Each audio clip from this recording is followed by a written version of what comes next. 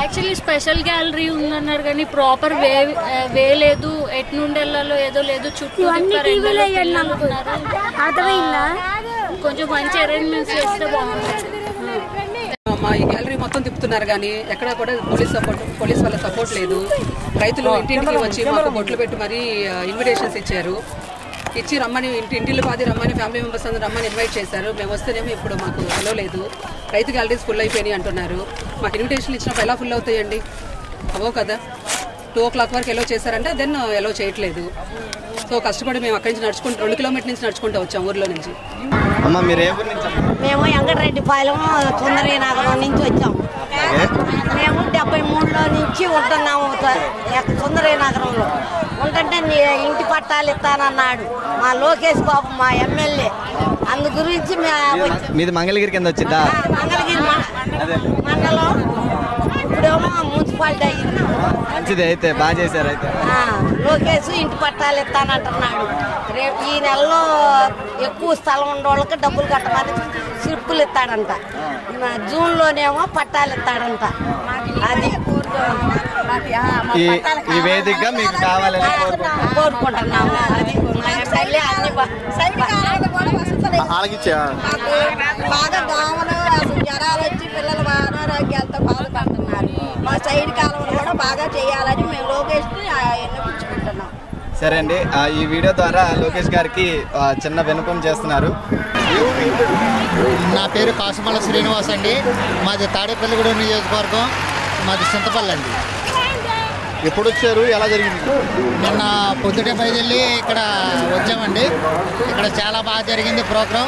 మొత్తం ఏరియా అంతా చూసాము. అసలు నెంబర్ 1గా ఉంది. ఎక్కడో మంగళగిరిలో ఒక ఆటో వాళ్ళని అడ్రస్ అడిగితే అమరావతి లేదు, అమరావతి ఎక్కడ ఉంది ముళ్ళకంపలు అన్నాడు. ఆడ వచ్చి కళ్ళు తెరిచి చూస్తే ఇక్కడ అమరావతి సచివాలయం అన్నీ ఉన్నాయని మాకు తెలిసింది. ఈ బండి మీద వచ్చారా? ఈ బండి ఎన్ని కిలోమీటర్లు? దాదాపు 150 కిలోమీటర్లు అండి. 150 కిలోమీటర్ల నుంచి ఈ బండి మీద వచ్చారు మీరు? ఎంతమంది వచ్చారు? మేము 3 వచ్చామండి. ఎక్కడి నుంచి వచ్చారు? మీ పేరు? ఏం చదువుతున్నాం? 8th class. అసలు ఏమనుకుంటున్నావు? ఎలాగుంటది రేపు పొద్దున? నీ ఊహాగానంలో ఎలాగుంది? అమరావతి హైదరాబాద్ లాగా అవుతుంది. అబ్బా, నీ నోటి మాట చల్లకుండా. పవన్ కళ్యాణ్ గారు ఏమన్నా చెప్పారు? మీకు ఏమైనా ఐడియా ఉందా? అంటే ఎలాగా వాళ్ళు చేస్తారనేది మీకు చెప్తారా? మీరు విన్నారా? వెళ్ళలేదా? లేకపోతే మీరేమనుకుంటారు?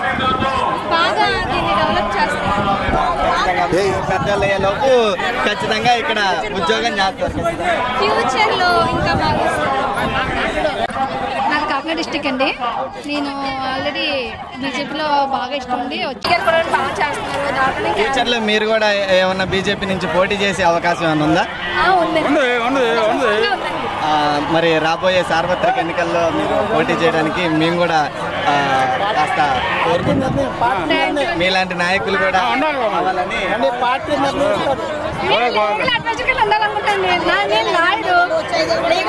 ఉండాలి కన్ఫామ్ గాని, అందుకని చెప్పి ప్రభుత్వానికి ఏదో కొంచెం హెల్ప్ చేయాలని చెప్పి మీ వంతు సాయం మీరు చేయాలని అనుకుంటున్నాను. అంతే అండి.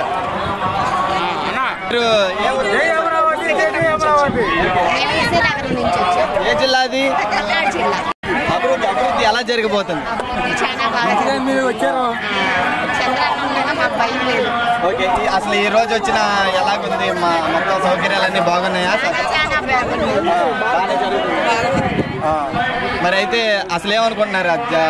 అసలు అమరావతిని ఇంకా పునర్నిర్మాణం చేయగలరా 5 సంవత్సరాల్లో అనేది మీ మాటల్లో మీరు ఎలా అనుకుంటున్నారు?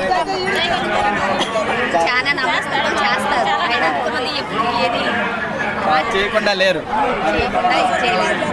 మరి పథకాల గురించి మీరేమనుకుంటున్నారు తల్లి?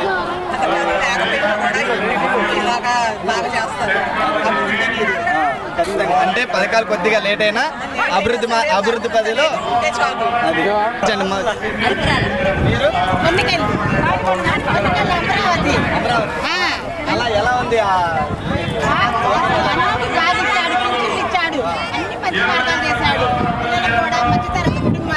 మంచి చేసి పిల్లలకు డబ్బులు వేసి అలాగే ఉండాలి. మాట అన్నాక అన్ని మంచి మార్గాలు తీసుకు చేసుకోవాలి. బస్సులు అన్నారు పథకాలు లేట్ అవుతున్నాయని వాళ్ళు ప్రతిపక్షాలు అంటున్నారు. మరి మీరేం రాలేదు ఆయన చేస్తాడు. పథకాలు లేట్ అయినా మాకు పర్వాలేదు, మాకు ఇదే కావాలి ఎప్పటికైనా కూడా. Okay, thank you. ఏ ఊరు అది? ఏ జిల్లా? మండలం పల్నాడు జిల్లా. అబ్బా, పల్నాటి పౌరుషం. యాభైలో పల్నాటి పౌరుషం కదా.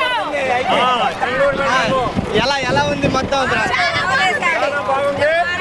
అన్ని అందినాయా? లోటు లేదు. అందుకే ఈ రాడ్లా నేను రాడు నడుబడి పోతా ఇటు పోతుందా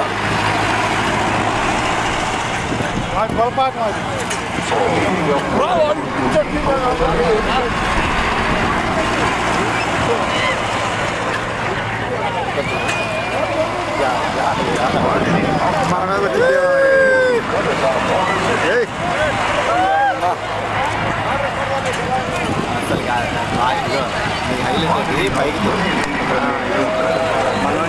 నా జెండా పైకి పెట్టు.